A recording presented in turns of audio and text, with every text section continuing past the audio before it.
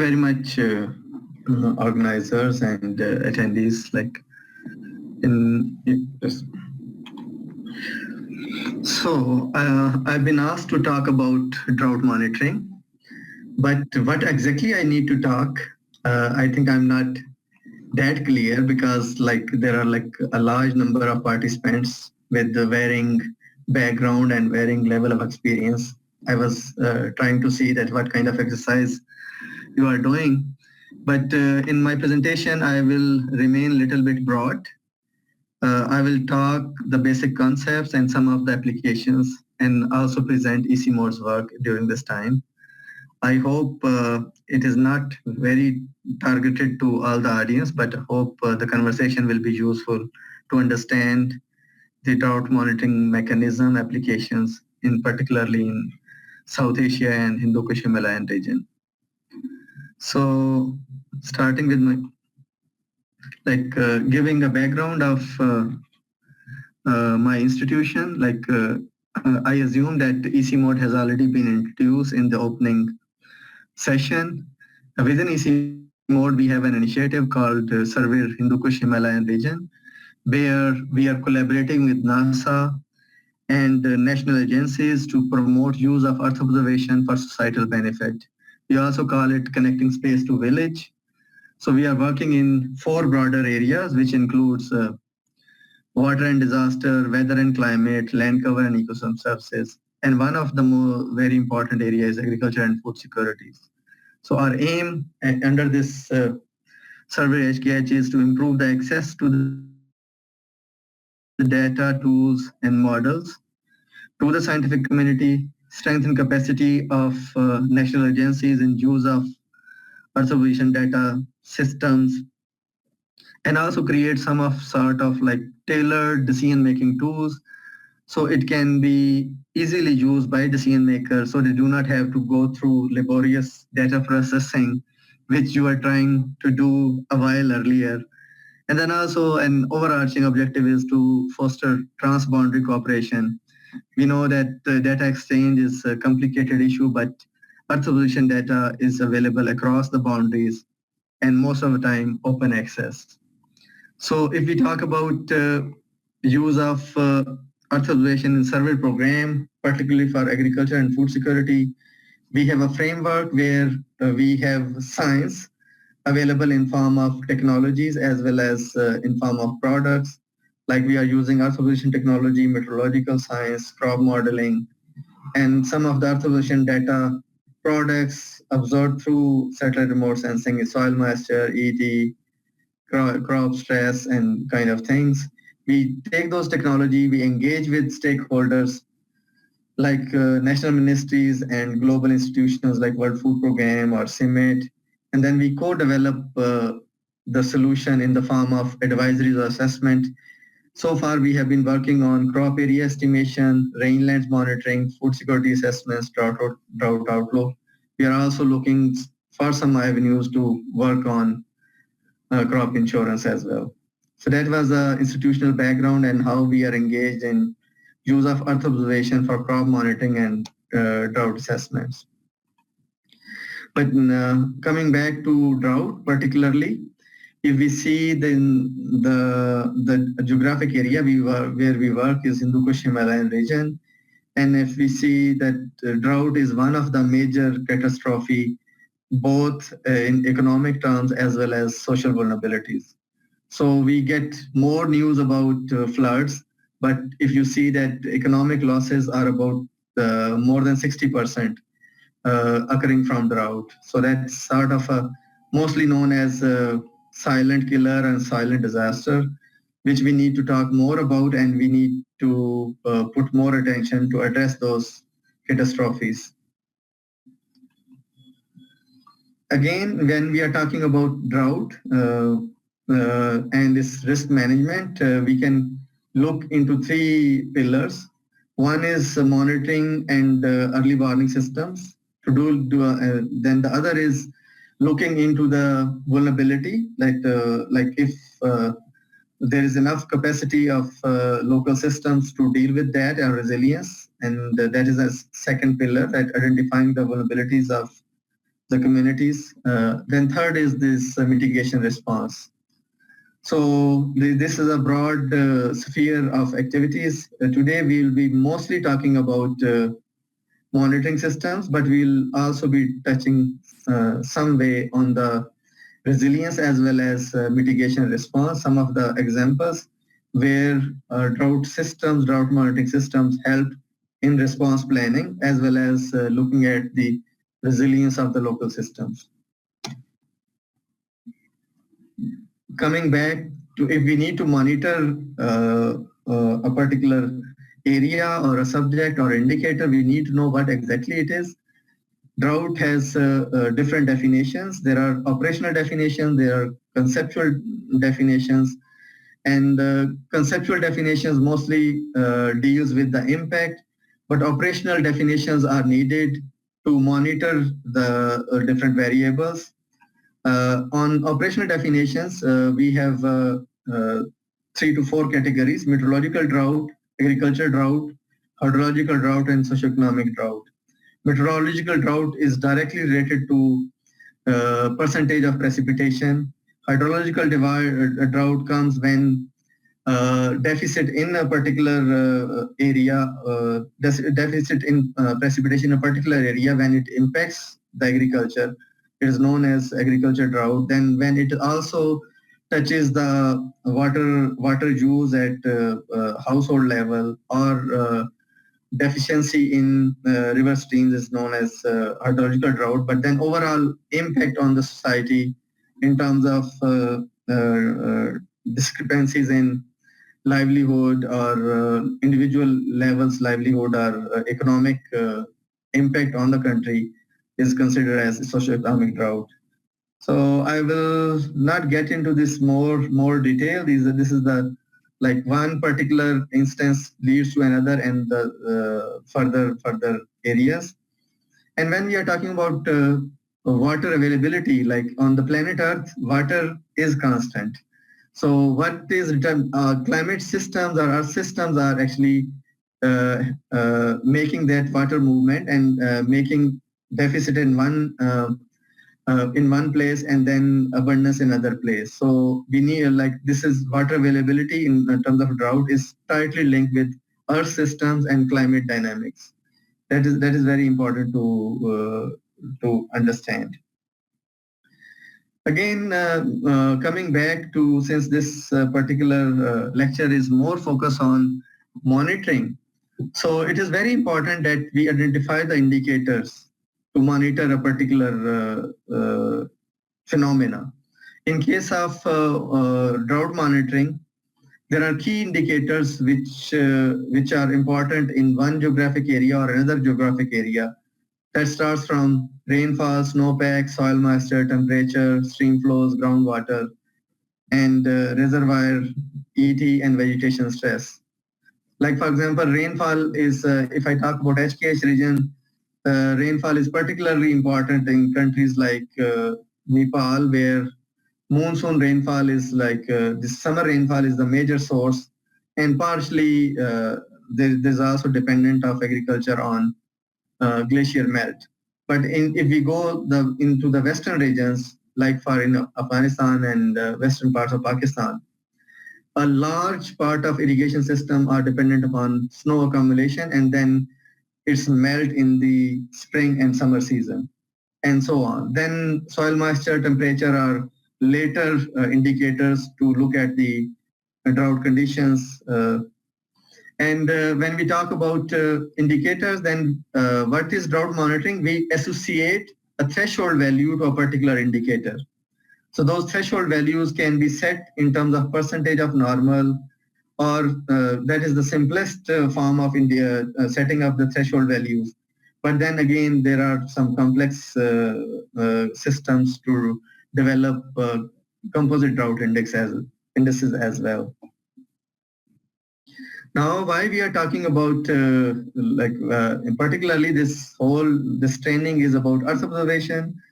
So here it is important that due to the complexity of nature of monitoring those precipitation, soil moisture, snow accumulation, an intensive investment on putting the ground stations. Remote sensing is a good substitute to monitor those indicators through satellite observations. If I talk about indicator, like we have quite good means to observe precipitation through satellite, soil master to certain extent, snow cover, vegetation, ET, and to a limited extent, groundwater as well. But groundwater is mostly evaluated over longer period of time and at continental scale. So it's not that good. Then again, it's very important that at what detail we are in position to monitor those observations. So it varies from variable to variable. Precipitation at this point of time, uh, uh, operational systems are available at 5 kilometer resolution. Soil moisture varies from 5 kilometer. If you have a downscale data, it is possible to do it 5 kilometer, but otherwise direct satellite observations are only available at 25 kilometer. Snow cover can be seen at 250 meter. Vegetation is particular drought indicator. Vegetation condition is particular drought indicator, which can also be seen at farm level. So that's one, I'll go through it at the later stage. Again, ET is a course of 1 kilometer to like 5 kilometer to 1 kilometer resolution data is available. Again, groundwater is only for continental scale at a very coarser resolution of 100 kilometer. So I mentioned that the if we communicate all those quantities to higher level decision makers, like this particular season, we are going to receive 300 millimeter of water. So for a decision maker who is not like into this quantitative water assessment, it doesn't provide an actionable information. So what we try to do, we try to develop indices that we can be like we can communicate a simple a situation in a very simple manner.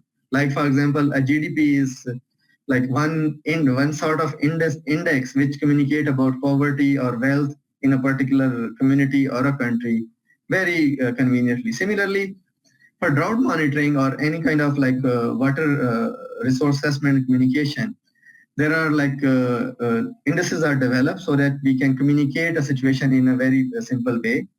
So some of the attributes of indices that it can communicate a complex situation in a simple manner.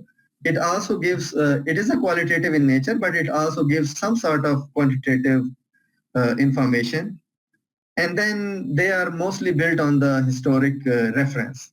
So like for example, in one particular farm, if rice is cultivated, in another farm in the same season maize is cultivated, the water requirement for both the crops is different.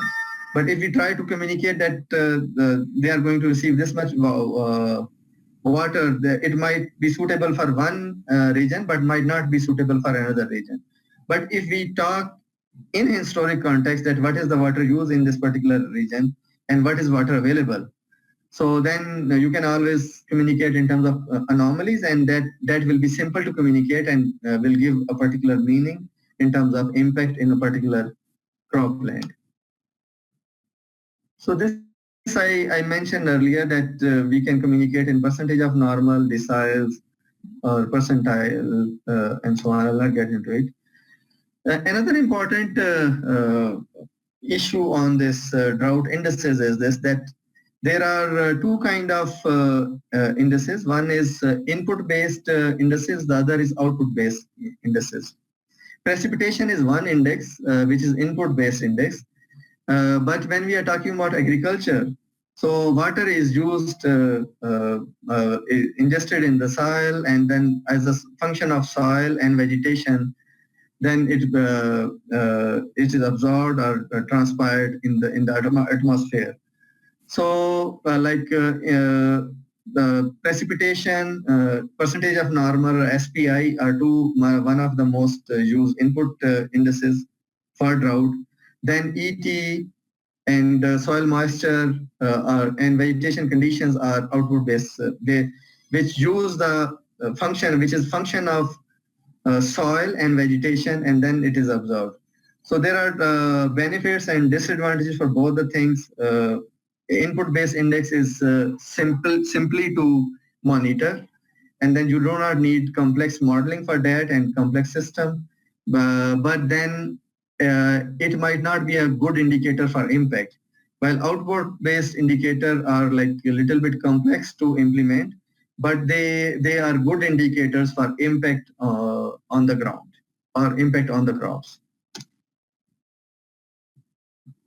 Yeah, same input advantage, quick to compute advantage, but crop, they are crop independent, but you cannot be crop specific. While the output based indicators are closer to reality, but little bit complex to compute. So whenever we are setting up some drought monitoring system in a particular area, it is very important that we account the local climatology and we account the historic databases. So whenever we go somewhere and establish a localized drought monitoring system, we account historic data, and then we aggregate them into some sort of administrative unit or functional unit, so that calculations can be monitored on those units on the regular basis. Like for example, this is one visualization of one particular province in Pakistan, that how precipitation is happening every month, or what are the vegetation conditions on monthly basis. And then when you have accumulation of historic data, and then you just run the recent conditions, and then you can have a good communication of situation, that what is happening in comparison to historic conditions, and what are the deficiency or excess of conditions in a particular region. So again, whenever we develop those systems, we try to also bring in some sort of visualization. So it is a large part of it is dealing with observing the particular indicator, quantifying it, comparing it. But an effective drought monitoring system should also have a very effective communication in forms of infographics, so that information can be communicated to wider audience to convey the severity of the situation. Coming back to this more, I'll not get into this too much detail of other variables, but one variable which is very common for drought monitoring is vegetation condition, which is based on optical remote sensing, which differentiate, which is a different measure of greenness between red and near infrared band. So when I'm just giving some examples from Afghanistan, that how precipitation deficit observed in 2018 is related to vegetation condition, bad vegetation condition in January to onward. So that if you see that November, December, January precipitation is low, and when you see the impact, 2018 vegetation condition is very bad in comparison to 2018. This is like more simple index for looking at the drought conditions in a particular region. Then again, I was mentioning that for an effective drought communication, you need to have administrative boundary, and you need to aggregate that communication in a visualization form. Like for example, drought is mostly, if you talk about a particular province, and if you try to aggregate all conditions within a province, there can be a situation where there is good rainfall, but there can be a region where you have bad rainfall. But when you will sum them up or aggregate together, you might see a normal situation. That's the kind of concern you need to maintain, that you communicate the area under good condition, area under bad condition, and that communication will be better to communicate it to the end users. Like for example, this graph is showing that what is the percentage of a province in bad situation, good situation, or so on. So that's very important. When you monitor a particular indicator, you also aggregate in a way that you don't lose the essence of the information. Look, why I picked up the NDVI as an example, because NDVI, you can monitor NDVI at continental scale at 1 kilometer resolution, but you can also monitor vegetation conditions at farm level with the availability of high resolution satellite data in form of Sentinel-2 and Sentinel-1. Oh, sorry. In case of NDVI, it is Sentinel-2 optical data. So this is an example of drought conditions, this year's drought condition in Afghanistan, where in a particular area, wheat was grown in a large area, but due to deficit water, there's no wheat sown in large area. Like here for the, we mostly use vegetation in red color in our visualizations. So you see that you have a large area of under wheat, but here there's no wheat. And then you can also look at spatially, but also you can also draw some of sort of the graphs. Like if you know that looking at the phenology is very important for agriculture area monitoring or crop type mapping or presence or absence of crops. Like for example, this is the NDVI graph over a period of time that you have a higher NDVI value in the month of April because in Afghanistan, until March or early April, it remains snowy area. But then as soon as you go from March onward, you see the crop growth, and April is the peak time. In 2020, you had this crop, with this graph suggests that in 2020, you had crop presence in this area, but when you are looking March, April in 2021, there is no crop. So you can see it visually as well as calculate it arithmetically. Again, some example of comparison of situation at farm level from Pakistan that 2018 versus 2017. 2018 was a drought year where people lost sowing of crop because of non-availability of irrigation water. And while in 2017, all those areas were irrigated and cultivated. In many of the cases, we look at the drought at administrative unit level, but when we are going into climate risk management and risk management tools like crop insurance, it has also become very important that we can also look the situation at farm level when we are giving compensations to farmer. So this is an example where you can compare different years and growth of crop status to look at farm level and ingest those kind of assessment in insurance processes as well. So I have been talking about one indicators at one point of time, but when we are talking about crop condition, there can be certain situation when during the peak season of a particular crop, the greenness is good, but it has several other kind of stresses. So those stresses can also come from precipitation, temperature, or so on. So it is important that we can also blend those climatic and vegetation indicators together and then apply those composite indices for drought monitoring purpose. So one of the drought monitoring indices which we tried is vegetation supply index, which includes the precipitation and temperature for monitoring vegetation conditions health. So these are the simple explanation of three indices, like we included VCI, temperature condition, and vegetation health index.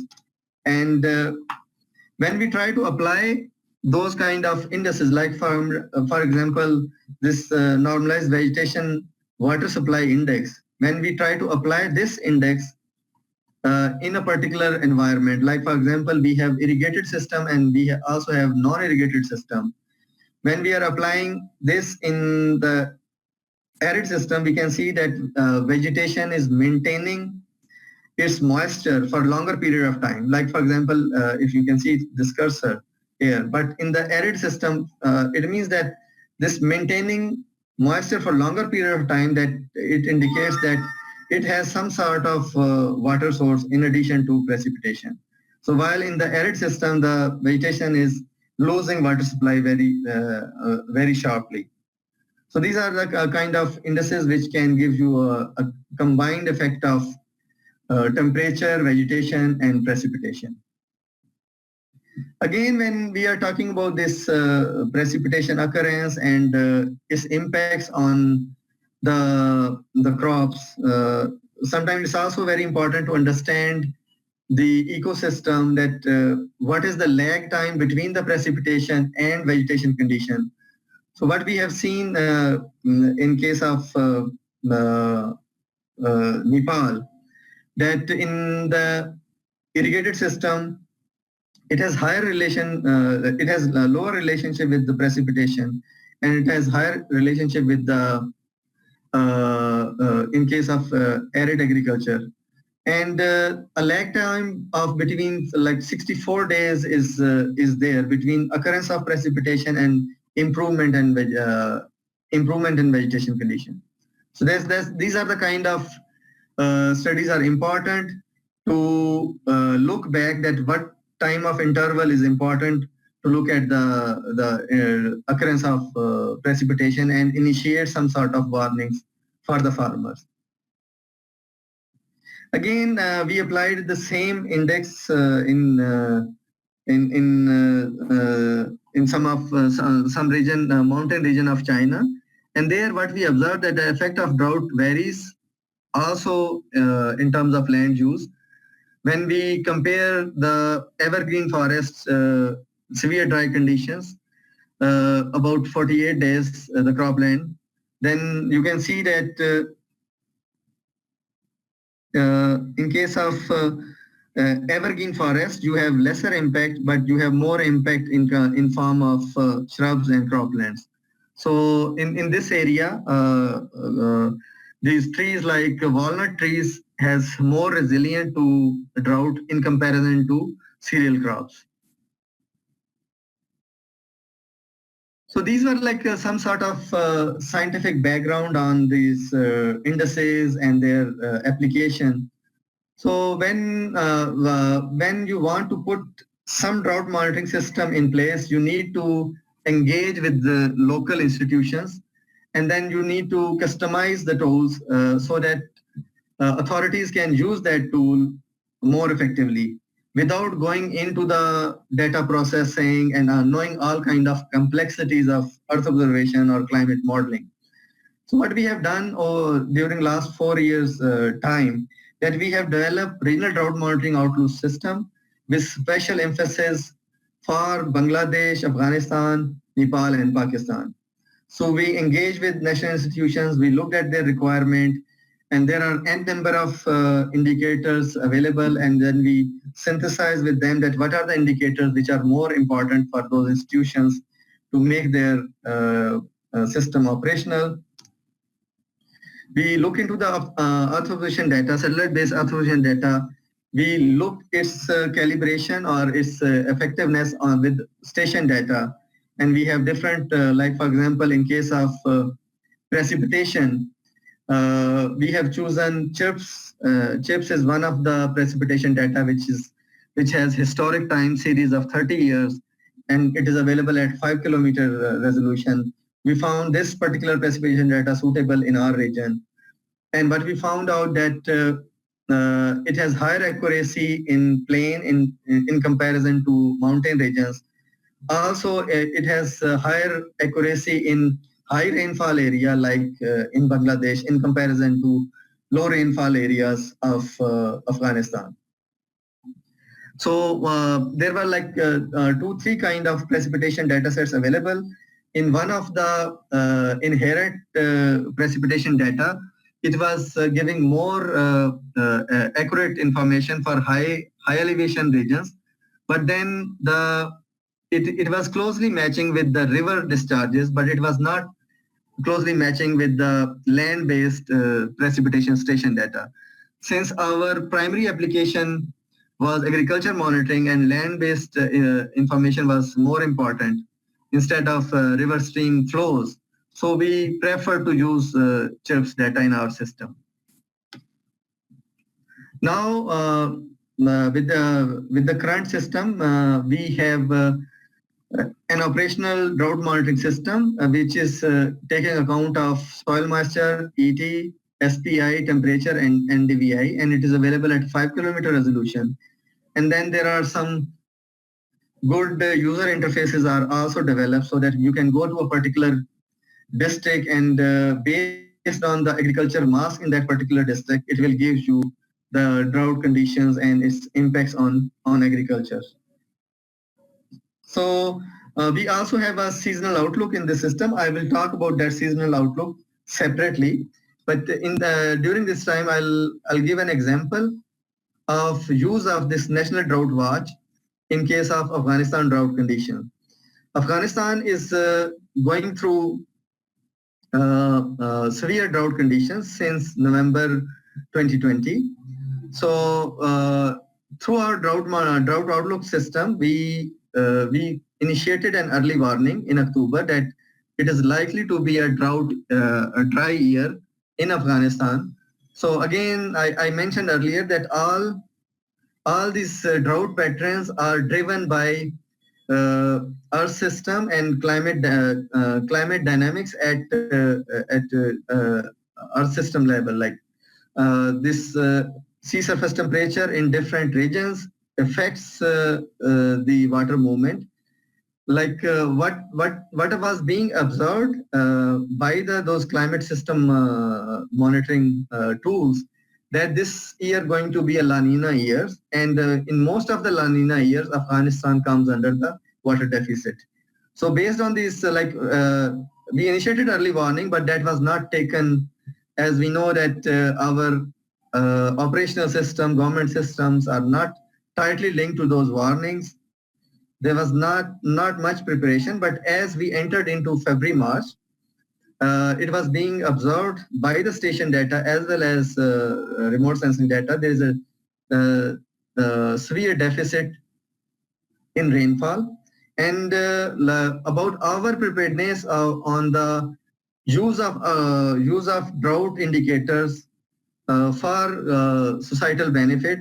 In Afghanistan, about 70% of population is engaged in livestock rearing or pastoral system. So we also have a good monitoring system of our rangelands monitoring in Afghanistan. So when we started looking at the drought conditions, like for example, we particularly focus on rangelands, and then I am repeatedly mentioning that when we are talking about drought communication, it is very important that we communicate in a way that a decision maker can understand it simply. We have been communicating about the deficit in rainfall. Like for example,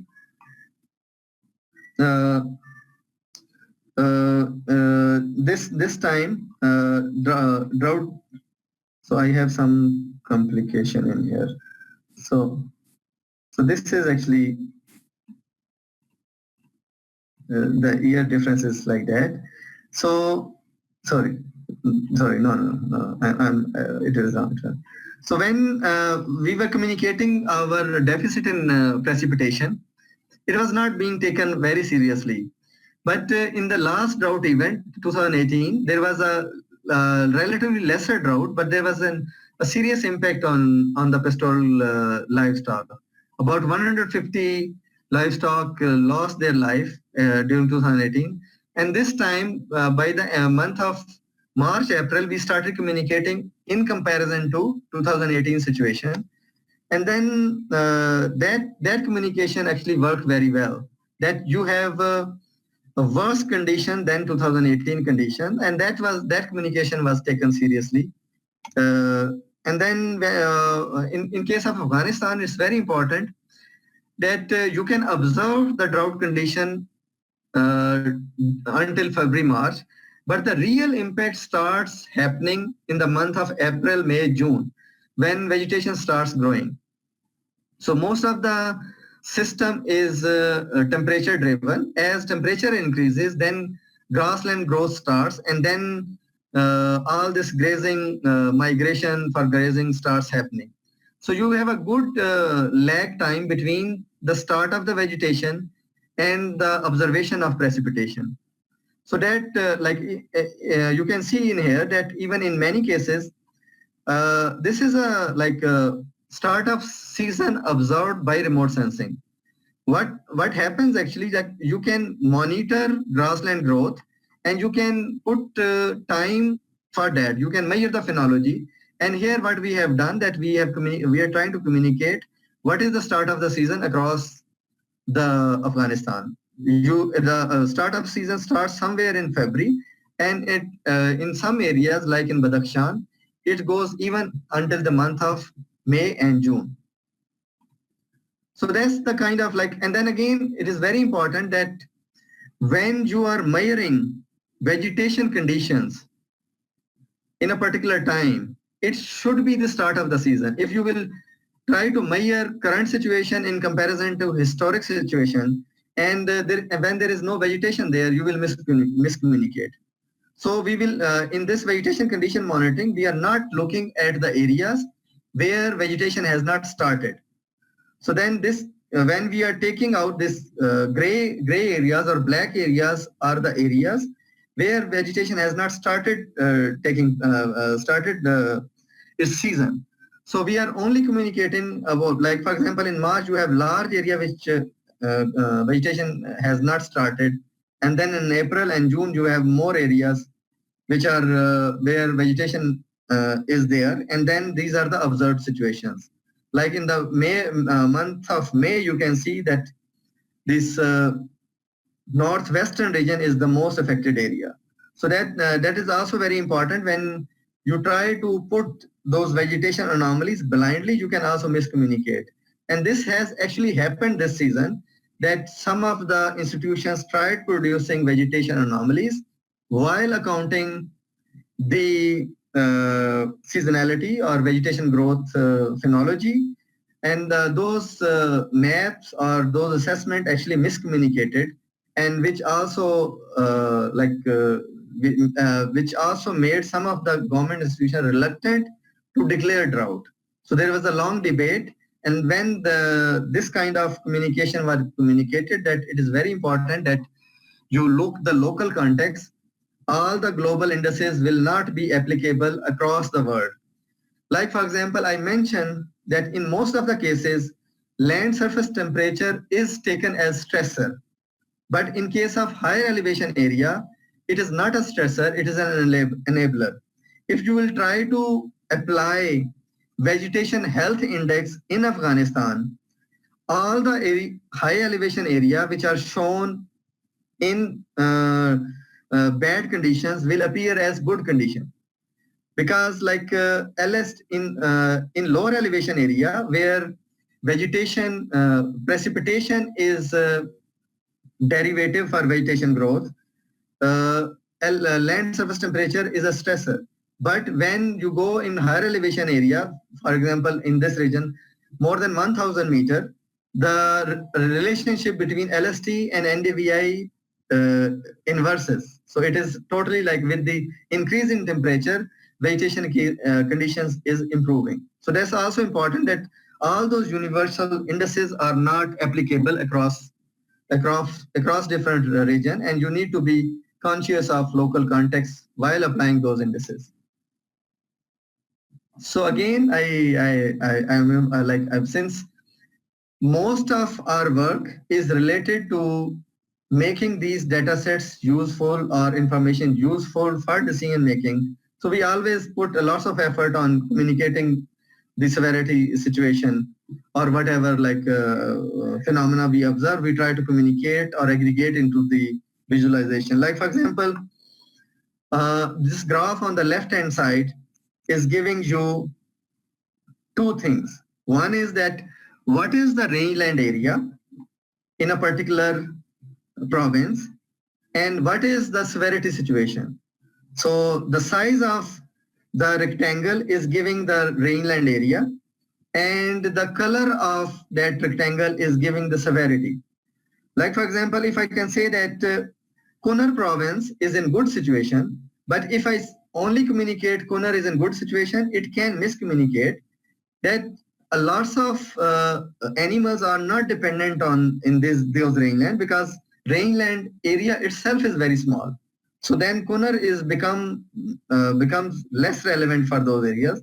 Like for example, the Ghor province has the highest rangeland area and it has high drought condition. And similarly, Herat is another area where you have large rangelands and they are again under extreme, intensely under drought conditions. So that's another way to communicate a particular, like we are measuring in this area, we are measuring the rangelands, we are measuring the drought severity situation, and then we are communicating the situation. So like there was one point when we facilitated the government in understanding the severity situation, that situation is really bad.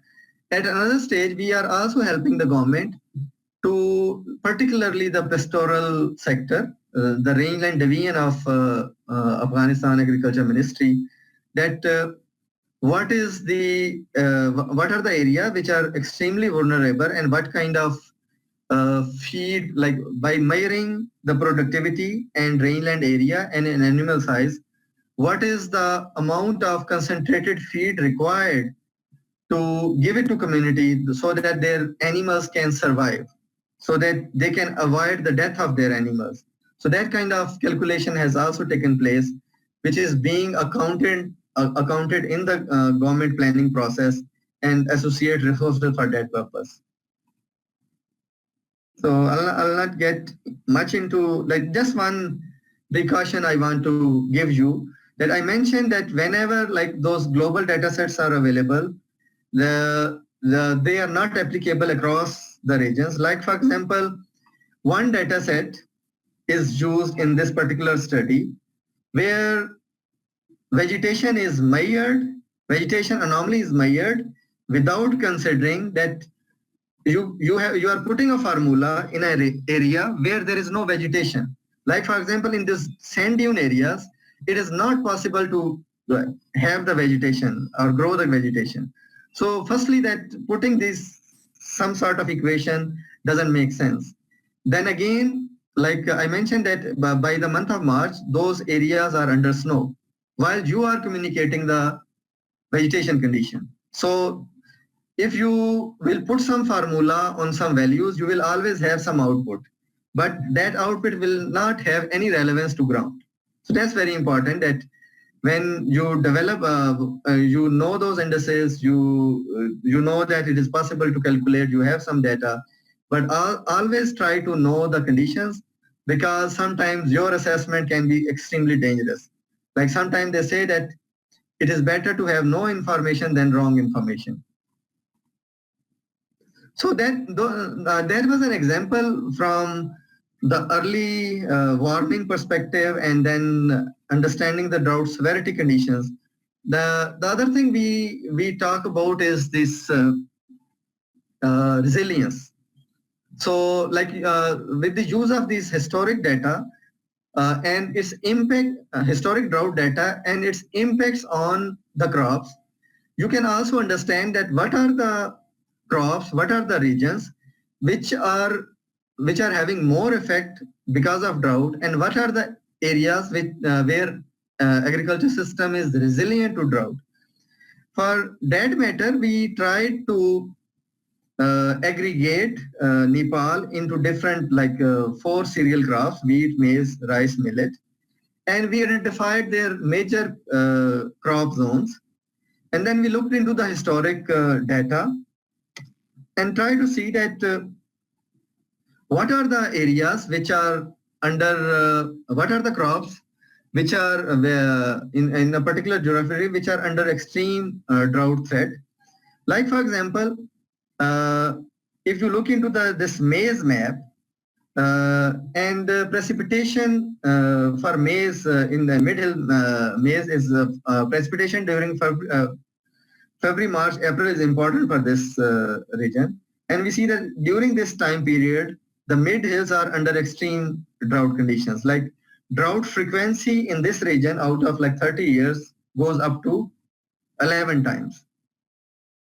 So you have a maize grown area in here, and then the time of the maize growth where like precipitation is important is passing through extreme stress. So this suggests that this particular area require drought resilient crops because here precipitation patterns are extremely stressful. Similarly, if we look into the paddy crop, paddy, the precipitation in June, July, August is relevant for those areas. And we are not seeing that paddy crop is under, there is a pattern of stress or there is an extreme threat to paddy crop in case of Nepal. And similarly, like for example, if we are talking about wheat crop zone is northwestern Nepal. And there again, during this period of time, historically, we are not seeing too many of drought events. But in this particular south,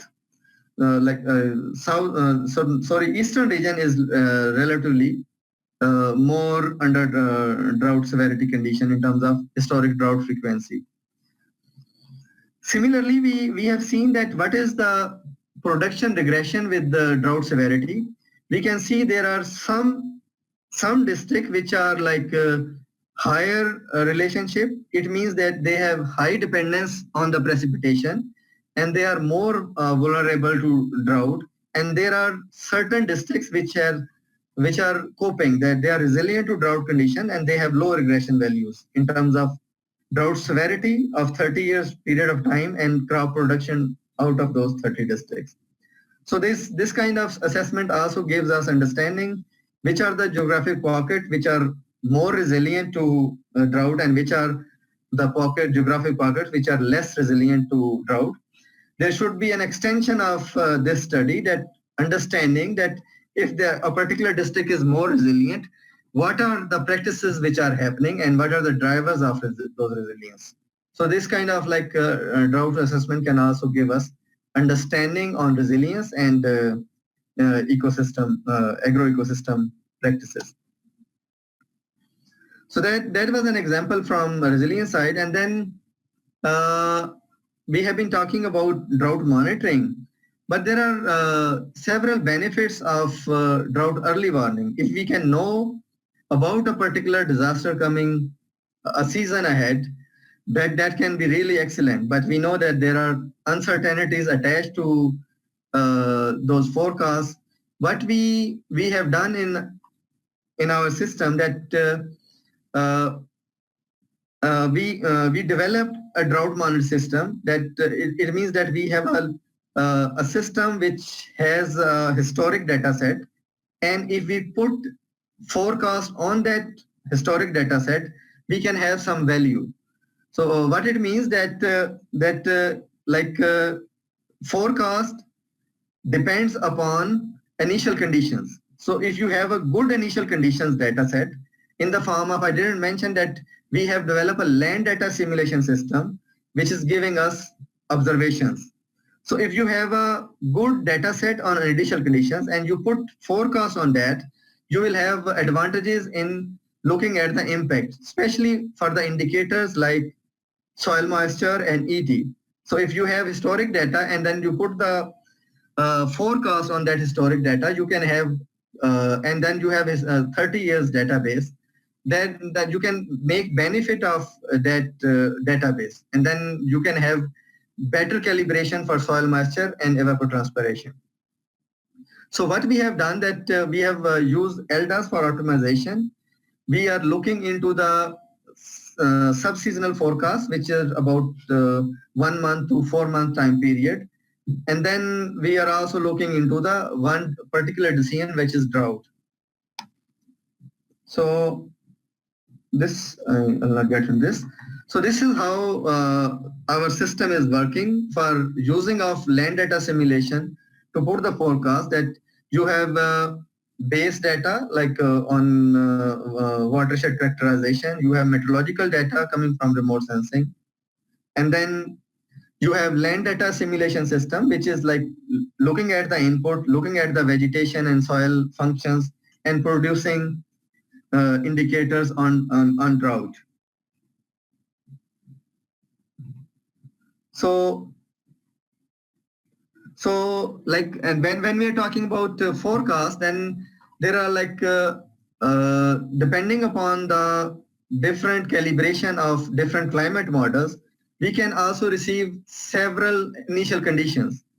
So in this case, we are using climate models which are giving us 7 different ensembles, and then we are putting them on different initial conditions, and then looking forward and so on. Then based on those initial conditions and different ensembles, we will come across a larger window of possibility that what is the potential seasonal soil moisture occurring in this area, or what are the potential ET occurring in this area. And then you have to look into this whole breadth and average values and communicate it further as a forecast system. We also know that forecast has lots of uncertainty, and if we are giving good forecast, it has certain value, but if we are giving a wrong in forecast, it has implications. But if we are not giving any kind of forecast, it has other implications. Like for example, if we are giving a forecast for drought and then event is not happening, so we will have implication that there will be some sort of interventions which might have happened, and some investment might gone in vain, but and also we also have implications on us as credibility for forecast. And then if the even happens, and then you have given the forecast and that action has taken place, and that has saved us from the catastrophe. But if there's another situation that you forecasted but even did not happen, that's fine. Your preparedness investment gone waste, but still you have no losses. But if you have given the forecast and event has happened and there's no preparedness, it has this big cost attached to it. So that gives it's a delicate decision that to act upon a particular decision or not to act upon a particular decision. But as we are moving forward, there are more credible forecasts coming in. Like for example, I mentioned that we generated the forecast for Afghanistan in October. We communicated it to relevant entities. Like I can tell you like this, the early warning produced in the month of October was so clear that I can just read it over here, that a continued precipitation deficit during entire winter period in Amu Darya Basin and Upper Indus Basin, covering most of Afghanistan, may result in reduction in wheat crop cultivation, particularly rain-fed areas, a decrease in rainland productivity leading to deterioration in livestock health is likely. So this was sort of like a very clear communication, but we know that no action was taken place. And there was a, when we reached into the month of April and May, there was a rush in terms of preparedness. So like if such early warning has been accounted into the institution's preparedness plan, there might have been a better management to deal with this catastrophe.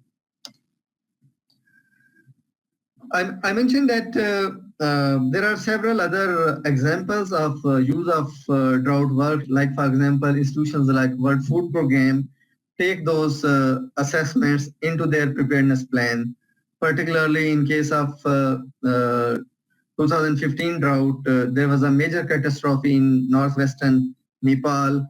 And based on these data products, World Food Program was able to get some additional funds from donors to help the marginal farmers and communities in northwestern Nepal. So I mentioned that there are lots of good usages of drought monitoring system for different level of decision making.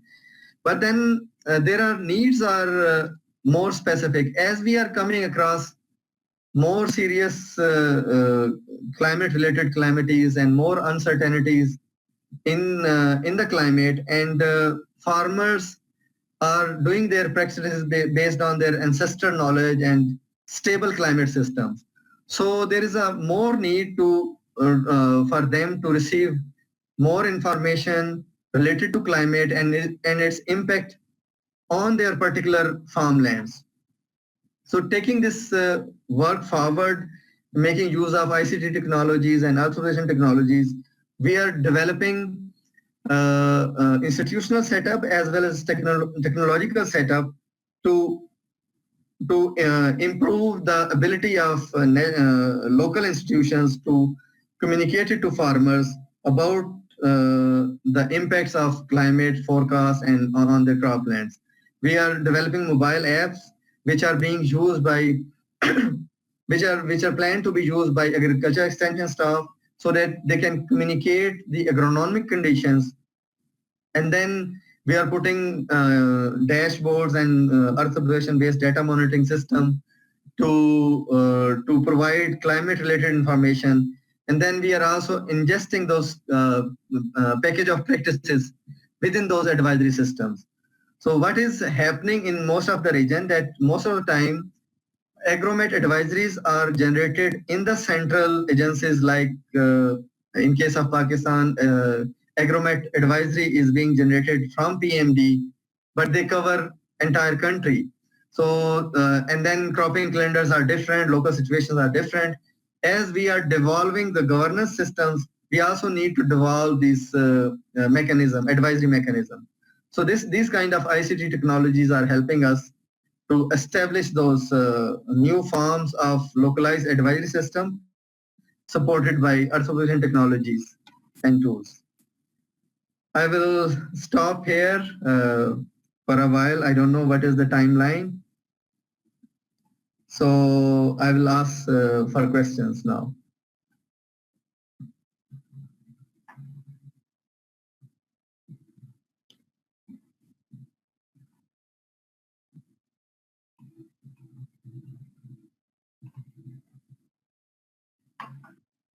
Hello, anybody? Vaitalji, there is one question. So I'm not sure if you can read the message box. Okay. Shall I read that? Yeah. It's not visible to me. Let me. Yeah. Can you please read it for me? Okay. Sir, if we want to calculate the growth ratio of vegetation, which parameters we should use?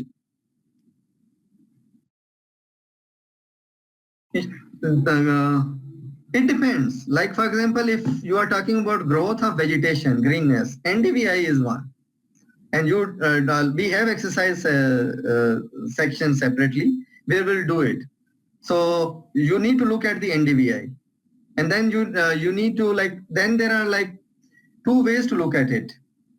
One is this. Let me go back to a particular slide, and then I can maybe explain it better.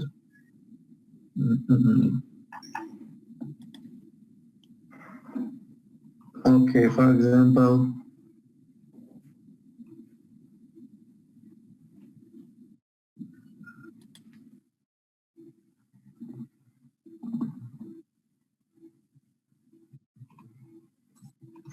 this. Okay.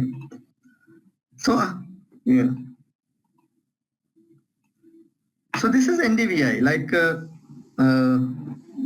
For example, the vegetation starts in case of this Pakistan in a cropland. Vegetation starts growing somewhere in December. Wheat is cultivated in November, and then it reaches at the peak in the month of January, and then it comes back. So this is all vegetation. It has two elements in it. One is peak of season, that what highest NDVI value you are getting after a particular season. Then there is another value which is season integrated. You start calculating NDVI value from November till the end of season, somewhere in the mid of March. You aggregate it. What those regressions suggest that season accumulated NDVI is a proxy of productivity.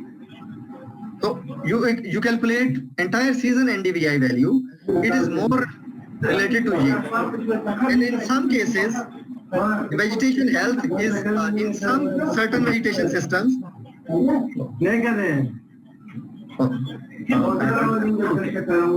Mic is open. Hello, Mr. Faisal. I'm from Afghanistan. Do you have drought data? If you send Waidullah Yusufi, if not send, and please share me with me. Sure. I will definitely. Yeah. Some mic is open. So It's not closed because that is from Afghanistan. yeah. So so I was communicating the season integrated NDVI is one good measure to link it with the crop yield. But in some vegetation conditions, it can be the case that peak of the season can also be related to the yield. So it depends. But NDVI is and in terms of intervals, you can measure it daily basis, weekly basis, and monthly basis. And then again, you can aggregate them seasonally. Thank you. There is another question. So how